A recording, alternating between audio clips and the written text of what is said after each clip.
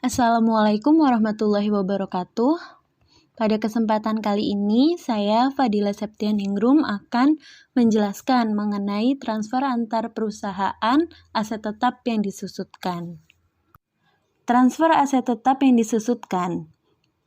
Penjualan aktiva tetap antar perusahaan yang harus disusutkan, dideflasi atau diamortisasi mengakibatkan keuntungan atau kerugian yang belum direalisasi yang direfleksikan dalam akun-akun afiliasi penjualan. Seperti yang sudah kita pelajari sebelumnya, apabila perusahaan menjual aset tetapnya kepada pihak lain di luar hubungannya atau anaknya atau bukan kepada anaknya, maka akan menghasilkan keuntungan. Namun apabila aset tetap tersebut dijual kepada anaknya atau partnernya, maka akan ada laba yang belum terrealisasi, sama seperti tanah kemarin. Bedanya, pada tanah kemarin ketika anak membeli tanah pada induk dan tidak untuk diperjualbelikan, maka tanah tersebut laba belum terrealisasinya akan terus-menerus ada. Namun pada aset tetap yang disusutkan ini, karena adanya penyusutan, maka laba antar perusahaan yang belum terrealisasi dari aset dianggap akan terrealisasi secara bertahap. Aset tersebut digunakan selama sisa umur ekonomis. Dan untuk biaya penyusutan dari sudut pandang konsolidasi haruslah didasarkan pada biaya perolehan aset dari pihak yang semula membeli aset tersebut dari pihak luar. Transaksi transfer aset tetap yang disusutkan antar perusahaan terbagi menjadi dua. Yang pertama adalah transaksi penjualan downstream dan yang kedua adalah transaksi upstream. Pertama yang kita bahas adalah penjualan downstream atau penjualan dari induk kepada anak.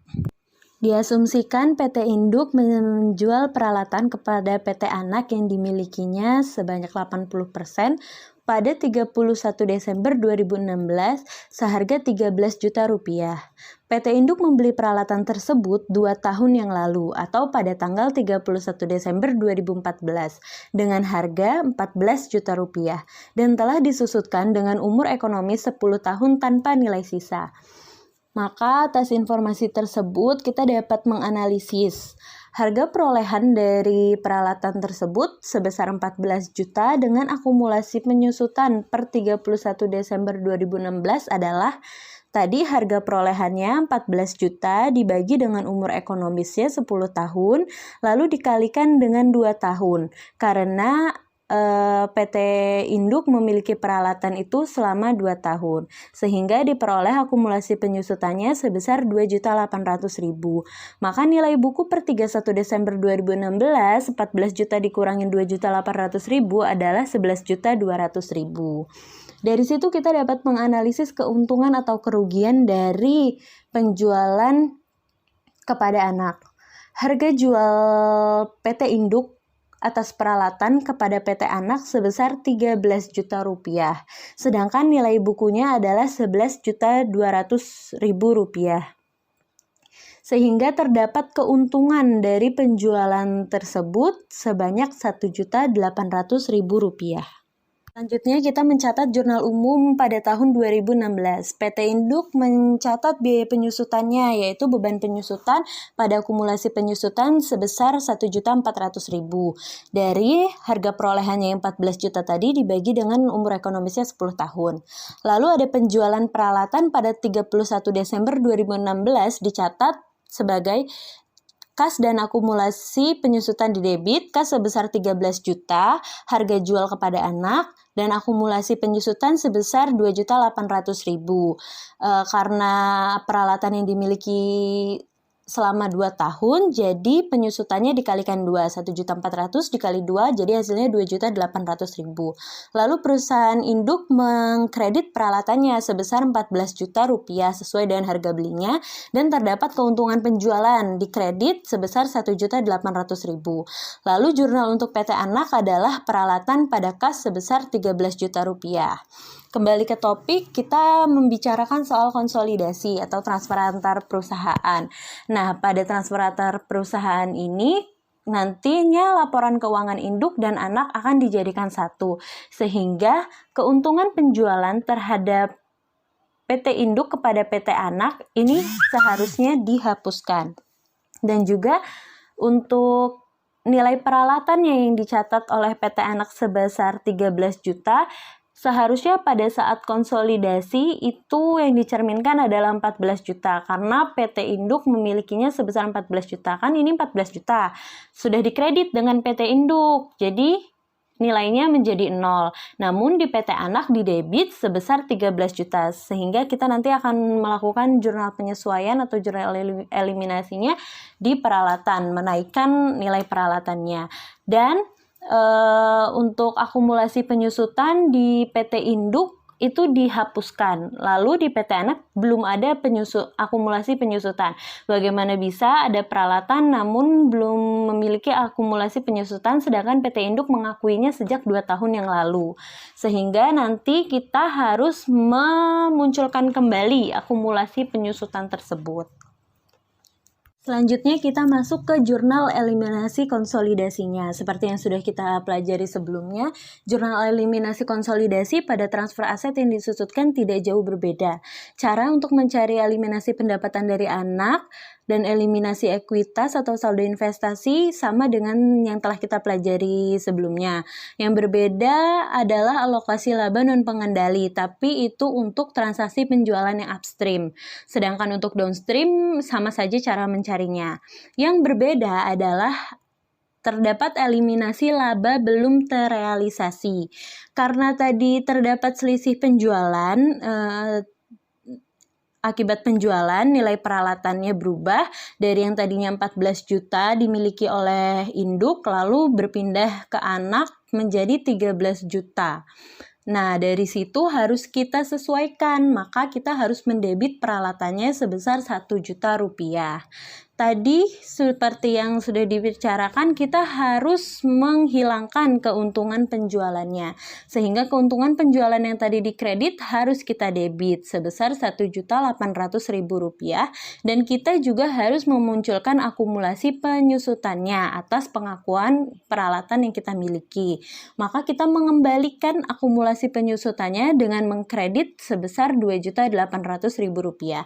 Maka jurnal eliminasi laba belum terrealisasi adalah peralatan sebesar 1 juta dan keuntungan penjualan sebesar 1.800.000 pada akumulasi penyusutan sebesar 2.800.000 rupiah. Lalu bagaimana jurnal konsolidasi untuk tahun berikutnya atau untuk tahun 2017? PT anak mencatat pada jurnal umumnya mengenai penyusutan, yaitu beban penyusutan pada akumulasi penyusutan sebesar 1.625.000. Didapat dari harga beli peralatan dari induk sebesar 13 juta dibagi dengan sisa umur ekonomisnya. 10 tahun dikurangi kepemilikan induk 2 tahun, jadi 8 tahun. 13 juta dibagi 8 sama dengan 1.625.000. Namun kita harus mengingat dasar yang sudah disampaikan di awal bahwa biaya penyusutan dari sudut pandang konsolidasi haruslah didasarkan pada biaya perolehan aset dari pihak yang semula membeli aset tersebut dari pihak luar. Atau yang artinya biaya perolehan yang menjadi dasar penghitungan penyusutan seharusnya adalah biaya perolehan PT induk atas peralatan tersebut, bukan biaya perolehan PT anak dari PT induk. Sehingga kita harus membuat jurnal eliminasi kelebihan depresiasi, yaitu akumulasi penyusutan pada beban penyusutan sebesar 225.000. Tadi sudah kita hitungkan beban penyusutan yang seharusnya berapa, yaitu 1.400.000, 14 juta harga belinya dibagi dengan umur ekonomisnya 10, sehingga 1.400.000 dikurangi dengan 1.625.000 atau beban penyusutan yang diakui oleh anak, maka terdapat selisih sebesar 225.000. Selisih ini adalah kelebihan depresiasi jurnalnya, maka akumulasi penyusutan pada beban penyusutan. Namun bagaimana kalau depresiasi yang dicatat seharusnya lebih kecil atau anak mencatat depresiasi lebih besar? Kita tinggal balik aja jurnalnya, jadi beban penyusutannya di debit dan akumulasi penyusutannya di kredit. Lalu kita juga mencatat jurnal eliminasi transaksi penjualan aset 2016. Nah, untuk jurnal konsolidasi 2017 ini cukup terdapat perbedaan dengan jurnal konsolidasi pada saat ia membeli aset tersebut atau di tahun 2016. Di tahun 2016, PT Induk mendebit atau menghapuskan keuntungan penjualannya. Namun untuk tahun berikutnya, 2017, kita akan mendebit saldo labanya, bukan keuntungan penjualannya. Jadi jurnalnya cukup sama, perbedaannya hanya di keuntungan penjualan yang didebit tadi diubah menjadi saldo laba. Jadi peralatan sebesar 1 juta didebit, saldo laba sebesar 1.800.000 didebit, dan akumulasi penyusutan dikredit sebesar 2.800.000. Bahasan selanjutnya yaitu penjualan upstream. Ilustrasinya kita buat tidak berbeda dengan yang downstream, hanya beda pelakunya. Pada kasus upstream, PT Anak yang menjual peralatan kepada PT Induk sebesar 13 juta rupiah. Total laba yang dilaporkan oleh PT Anak adalah 50 juta rupiah ditambah dengan 1.800.000 keuntungan penjualan. PT Anak membeli peralatan tersebut 2 tahun yang lalu atau pada tanggal 31 Desember 2014 dengan harga 14 juta rupiah dan telah disusutkan dengan umur ekonomi 10 tahun tanpa nilai sisa. Maka analisisnya tidak berbeda dengan yang downstream. Kita lihat harga perolehannya adalah 14 juta.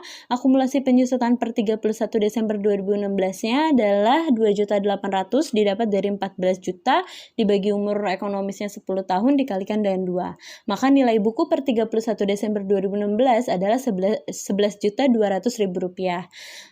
Harga jual PT Anak kepada PT Induk sebesar 13 juta dikurangi dengan nilai bukunya 11.200.000, maka diperoleh keuntungan sebesar 1.800.000 rupiah. Jurnal umum yang dicatat untuk tahun 2016, PT Induk mencatat peralatan pada kas sebesar 13 juta rupiah.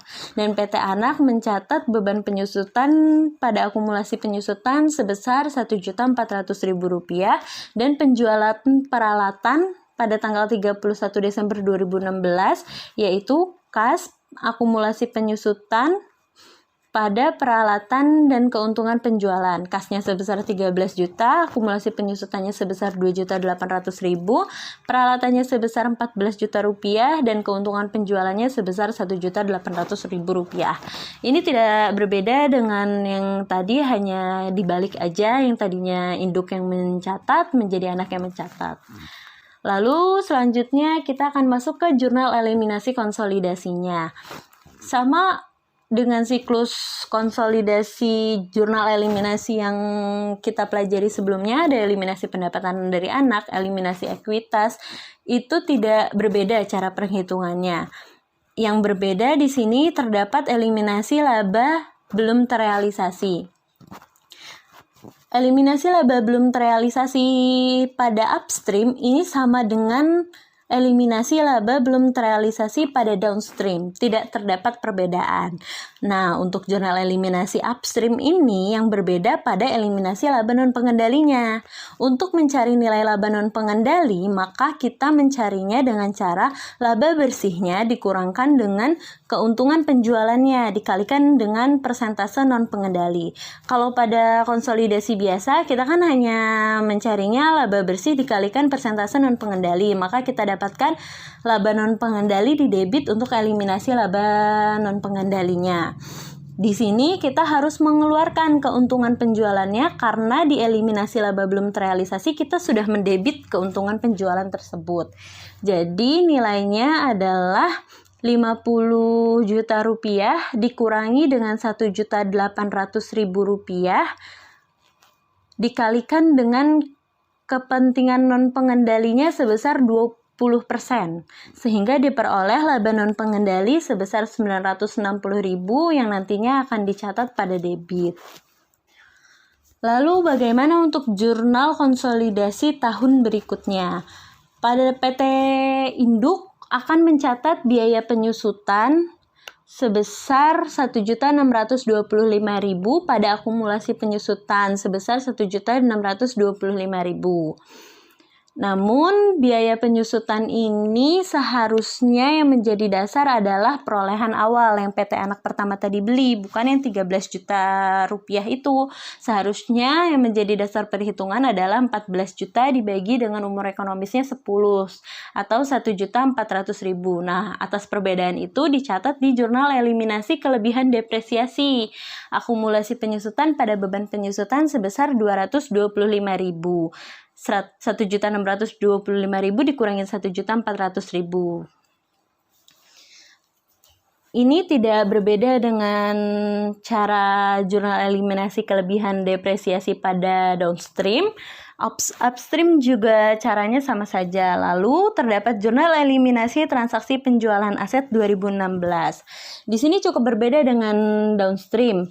Di sini kita mendebit peralatan dan mengkredit akumulasi penyusutannya sama caranya dengan downstream, tetapi berbeda untuk pengakuan saldo labanya.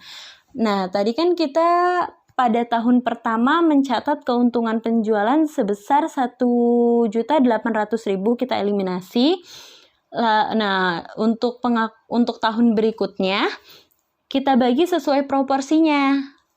Kepemilikan induk atas anak itu berapa persen? 80%. Jadi tadi keuntungan penjualannya 1.800.000 dikalikan 80% itu akan dicatat sebagai saldo labanya. Dan 20% dari 1.800.000 akan dicatat sebagai kepentingan non pengendali. Jadi letak perbedaan di sini pada upstream dia harus dibagi sesuai dengan proporsi kepemilikannya. Demikian presentasi yang dapat saya sampaikan. Atas kekurangan dari presentasi saya memohon maaf. Semoga teman-teman semua dapat memahami mengenai transfer antar perusahaan aset yang disusutkan. Demikian, wabillahi taufiq wal hidayah. Wassalamualaikum warahmatullahi wabarakatuh.